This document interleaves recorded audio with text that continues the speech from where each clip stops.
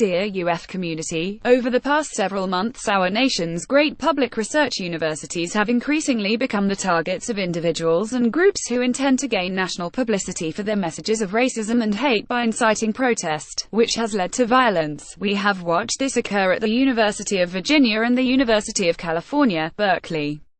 Now, one of these individuals, Richard Spencer, a white nationalist from the National Policy Institute, and his followers intend to do the same here at the University of Florida on Thursday, October 19.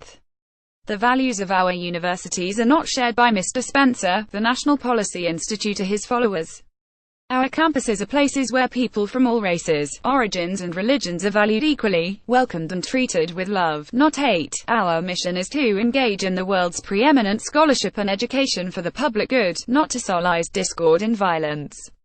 No one at our university invited Mr. Spencer, nor is anyone at UF sponsoring this event. UF has been clear and consistent in its denunciation of all hate speech and racism, and in particular the racist speech and white nationalist values of Mr. Spencer.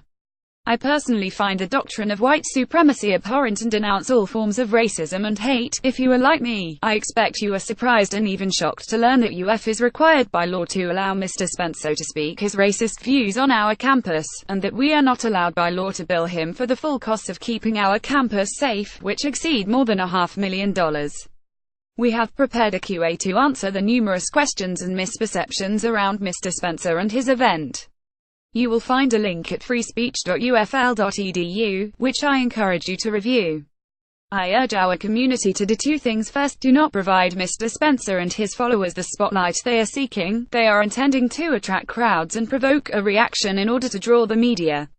I urge everyone to stay away from Mr. Spencer and his followers and the Phillips Center where he will speak, and the media will be assembled on October the 19th. By shunning him and his followers, we will block his attempt for further visibility. Second, although I urged you to avoid the Spencer event, I ask that you not let Mr. Spencer's message of hate and racism go unchallenged. Speak up for your values and the values of our university. Make it clear that messages of hate on our campus are contrary to those values. Mr. Spencer's message is disproportionately hurtful to members of our Gator community who are targets of hate and violence simply because of their skin color, religion, culture, sexual orientation or beliefs. Those of us in the majority must speak up for those in the minority and make our voice of love and support heard. Our student leaders planned over the next several weeks a series of events, tagged Together UF, promoting dialogue, education and the embrace of our shared humanity.